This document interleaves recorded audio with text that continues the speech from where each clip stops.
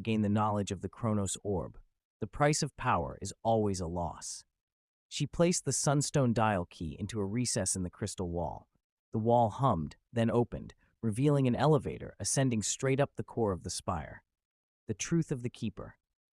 The elevator delivered them to a large chamber at the peak, directly beneath a pulsating antenna that was feeding the energy to the storm.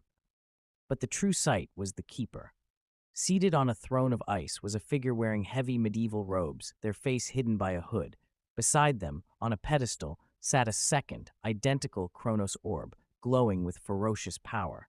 "You have come for the source," the Keeper said, their voice ancient and weary. "Who are you?" Alara demanded, drawing a small sidearm. The Keeper slowly lowered their hood, revealing an aged face that looked startlingly like King Ethelred, but marked by eons of solitude. "I am the King's price," the Keeper sighed. "Ethelred built this system to generate perfect, limitless energy, but the process required a living regulator, someone to balance the temporal energy. He chose himself."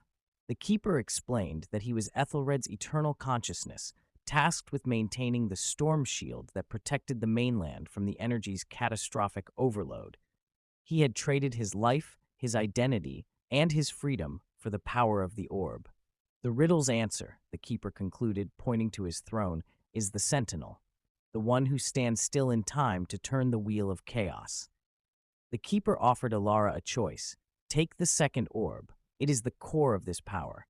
But if you take it, the storm will dissipate, and this enormous, unstable energy will unleash itself upon the unprotected world. Alara's choice. Alara looked from the second, intensely powerful orb to the weary, trapped king. She had come for the treasure, but found a terrible burden. She looked at Jax, who silently shook his head, warning her of the catastrophe. Alara then took her own Chronos Orb, the dimmed one, the key, and approached the second, glowing orb.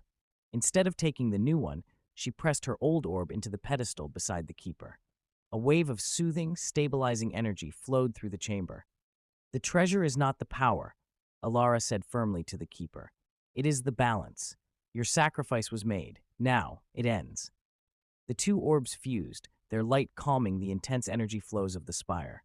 The colossal antenna gradually dimmed.